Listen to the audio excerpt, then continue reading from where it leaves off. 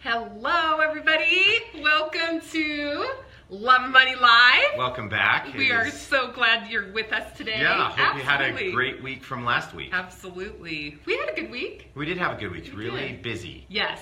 Really busy. Our son had an interesting scenario this morning.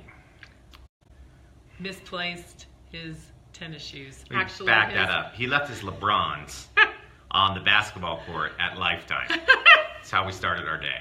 You know, and as a dad, I just need to be a little bit brutal sometimes. Like, dude, really? So I pulled him over there. He found them, thank God. I can't believe the LeBrons aren't on their way to Cleveland at this point. But we found his LeBrons, which he paid for half of. Yes. So it was, you know, you throw a $170 shoe on a pair of kids. You got to let them own part of that. Yep. And, yeah. So I'm thinking about putting a couple teenagers on eBay, so let me know what you're willing to pay. Anyways, just kidding. It was Love so my funny. kids. I'm not going to try to sell them. Scott was so mad, and I'm like, well, honey, I mean, I remember I used to lose my swimsuit for, you know, after workouts and stuff, and he's like, I know. This is good parenting, needs to be hard on your kids. Well, he left an Evolution basketball on the court 2 weeks ago, and we finally located that. His friend picked it up for him, but we still don't have it back. But I was really proud of him, honey, because he got right on the phone, called Lifetime himself to see if they were there. They said it wasn't. He said, Mom, we have to go over there. But then who had to take him? Whatever. Yeah, exactly. All right. Well, we are so glad you're here today. Welcome to Love and Money Live. We love getting thumbs up. We love giving hearts floating across the screen. So join us today. All right. Engage any questions that you have, any insight that you have, because you know what, we learn from you too. Absolutely. So again, welcome to Love and Money Live today. Today we're actually going to be talking about a very important topic. This whole month we're going to be talking about a very important topic, and that is financial infidelity. And it's lying, cheating, hoarding money inside of a relationship. And it's so interesting because a lot of people don't think they committed. But today we're going to talk about what it is and what the causes of it are. 5 main causes. 5 main causes. Scott, but first tell them how we came up with the word financial infidelity. So Beth and I had these clients, and you know, the great thing about money is everybody can kind of come up with their own systems. And so the system that this couple had was when it came to their own spending money, they each had their tin. They kept it kind of on the refrigerator packed back, and then with the extra spending money that they had designated, they could put it in that tin, and then they could spend it whatever they wanted, whatever was in there. So there was one tin for him and one tin for her. His and hers tins. Yeah. And, you know, people don't give tins anymore. Remember, like at Christmas in the old days? Never mind. Anyways, so they had these tins. So he'd been saving for a couple months, and it was coming into spring, so he grabbed his tin, and he went and to buy a driver. He wanted a new driver, or one of those clubs. So he wanted to go buy a new club. So he went to his tin, got to his tin, and the money was gone. It was empty. His money. Gone. Then he looked at her tin, and her tin was empty. So he went up to her and said, hey, you know, what do you know what happened to the money in my tin? And she flippantly said, well, you know, I needed some stuff, so I just, hey, Connie, I just threw some, see you tonight for dinner. With the group? Yeah, with the group. Group dinner at our house. Anyway, so he said, well, what happened to my money? And she basically said, well, I spent it because I needed it. And he was lit. I mean, he was so mad about the fact that she had spent his money. And so we were in a boardroom. This was probably 10, 12 years ago. We were in a boardroom with our attorney at the time, and still our attorney, and a couple friends of ours, and we were just brainstorming book ideas, and I was sharing that story, and somebody, I can't remember who in the room, said, yeah, that sounds like he cheated on her. And then Beth said, yeah, that's like financial infidelity. And that's when we started using this term financial infidelity. Yeah. Well, about 3 years ago, that term just took off, and you'll see it all over the place. As a matter of fact, it was interesting because I missed a voicemail. This is one of those things in life that I'm still horrified about. I actually missed a voicemail from the Dr. Phil show, and they were doing a show on financial infidelity. I called them back 3 days later. They had booked someone else. It's one of my life. That's why I check my voicemails like every 30 seconds now. I don't recognize the number. Scott, you will get a call And back. no prank calls. No more, you know, hey, this is Dr. Phil or whoever. But the bottom line is financial infidelity is so pervasive, and it is taking over our relationships.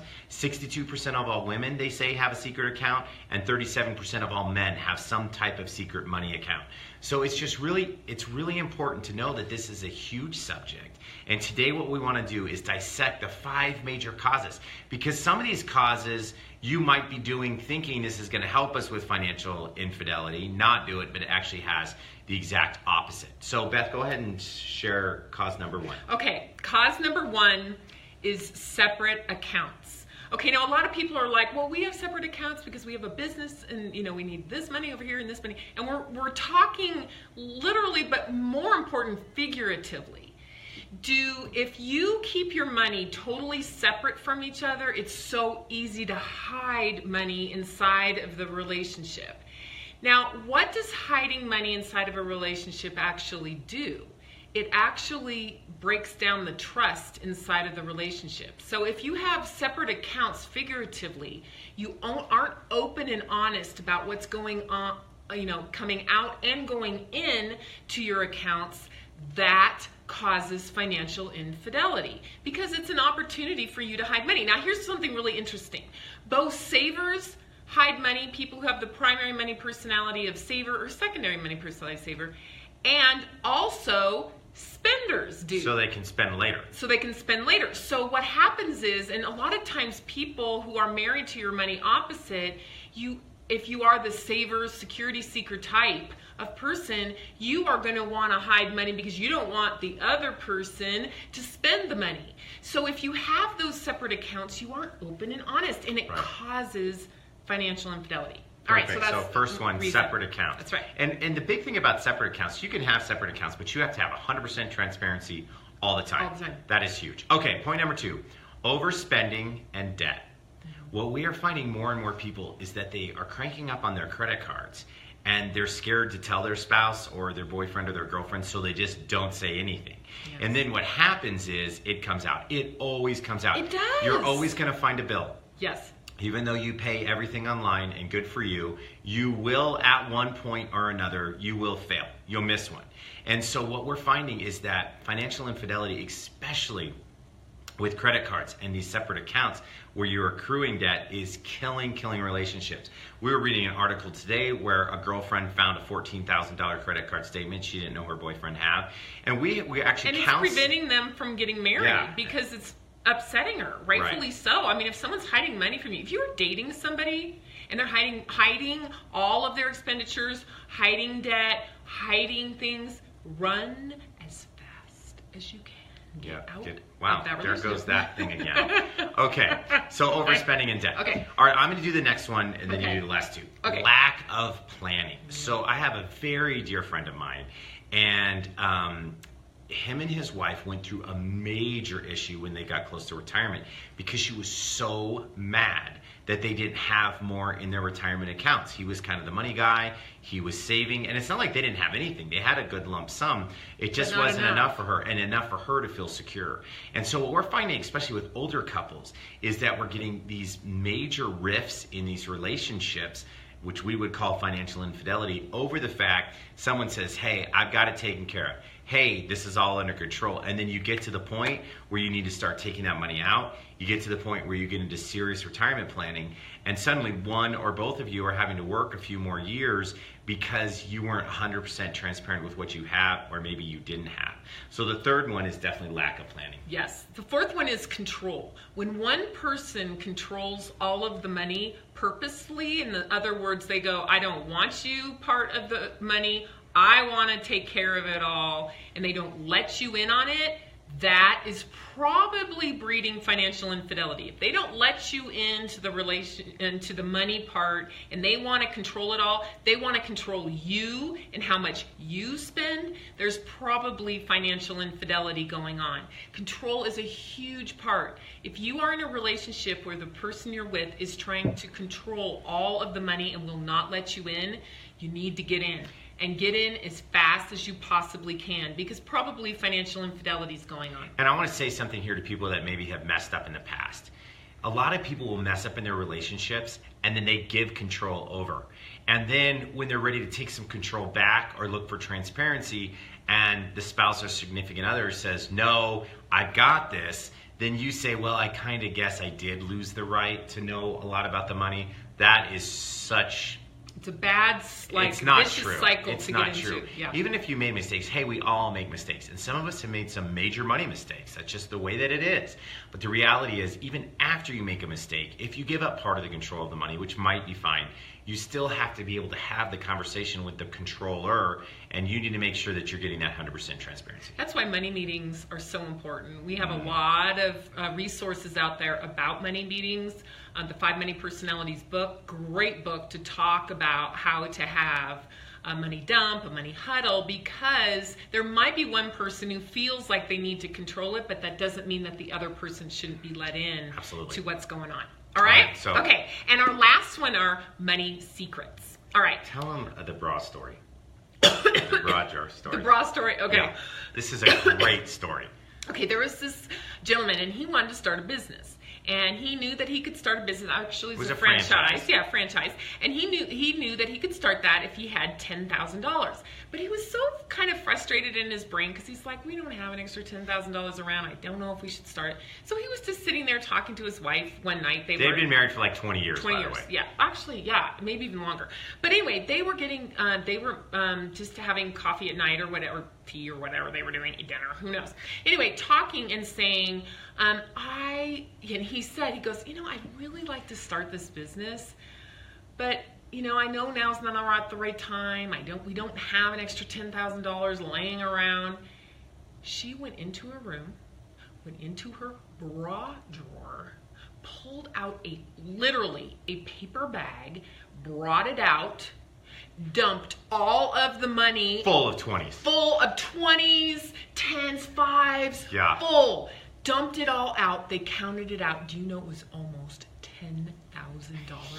In her freaking bra drawer. And he was like, oh my gosh, how did you get this? And she's like, well, honey, I always go to the store and I always pull out, like with their debit card, pull out an extra $10, $20.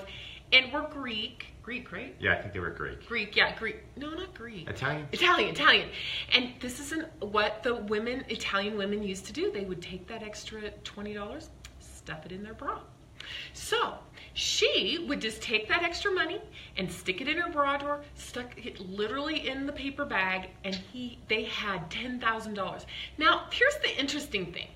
On one hand, he was excited. Yeah. On the other hand, he likened it to financial infidelity. Because he said, you're hiding money from me. Exactly. And I'm like, what if the house would have caught on fire? I don't know. I'm a security seeker, so I always have to play the worst case scenario out.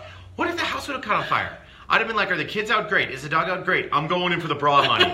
I mean, it's like crazy. Yeah. But the reality is that it was a secret. So he kind of did have this financial infidelity. So even sometimes when you think you're doing something that's good for your family, the reality is if it's done in secret, it's not good. Right, exactly. Now, I'm going to do true confessions. Scott does not know this. Oh boy. I committed financial infidelity, and here's how it can play out so easily. And you can do it and you don't even kind of really know you're doing it until if you really think about it, you are. All right, I think it was Saturday, I had to pick up some prescription at Walgreens. So I said to Scott, I'm going to go to Walgreens and pick up a prescription. Now what I didn't, and the prescription wasn't ready right away, so I kind of got poking around. And all of a sudden, I'm sticking some new, hair things in my bin. I'm sticking some nail polish in there. I'm sticking, what else did I buy? Oh, I got some melatonin that we didn't need. I got a couple of other things that I just needed. Did you get any candy? I did. I got nips, and they're in my car. Yeah. I like nips. Can you get, good candy? If you're going to commit financial infidelity, at least get the good candy. Nips. It's like a rock solid caramel. Just buy some Brocs. They're good. And let it get 10 years old and suck on those things. Sorry, go ahead. Okay. So anyway, I come home and Scott's like, did you get the prescription? And I said, yes, I did. That's it. Didn't mention the other things that I had purchased. That is financial infidelity. Okay, so true confessions in front of the whole world. Or at least you didn't go buy a car or something. Well, that's true. Yeah. That has happened. Not by me, but other people. But that might totally bug some people that are watching us. Right. Me, I'm like, well, yeah, okay. I went to the grocery store to pick up some lunch meat and came back with like $50 worth of groceries. Right. I mean, I'm a security seeker, so it doesn't bother Scott as much. But if that's going on in your relationship, that might really bother the other person. Yep. So be real in tune to the other person, and the other person don't be quite so controlling, because that makes you want to just kind of not tell. And Scott and I are on a pretty tight budget right now. We're trying to watch our pennies, and so that's why I didn't mention it. So I mean, that does not bring trust inside of a relationship when you do things like that. And a king-size Snickers would have taken care of all that. Whatever. Extra 99 cents of pure joy. Just kidding. Okay. All right. So we have 5 causes of financial infidelity. It gives you kind of, and we'll go over them real quickly here, but it gives you kind of a way to say, am I doing this in any of these categories? Is my spouse or significant other, my honey, if you will, are they doing any of that? Am I doing anything to cause them to want to do that? But here are the 5 again. Separate accounts. 1. Overspending in debt. 2. Lack of planning. 3. Control. 4. And secret accounts. 5. So those are the big 5 causes. We have done complete hour seminars on just 2-hour seminars on just the financial infidelity subject. So just try not to do it. If you've done it, confess it. We're going to be talking about financial infidelity. Yeah, we're going to, next week, we're talking about 3 ways to avoid financial infidelity. Right. Then and we'll talk about how you confess it in that and how we're going to talk the next week 5 ways to rebuild after financial infidelity. That's where we're going to talk about it. Confess and forgive. But this is going to be a fun month on a subject that's a little touchy. I think financial infidelity in most relationships can be just as damaging as sexual infidelity. So stay tuned, and we'll look forward to seeing you next week. And as always, make it happen.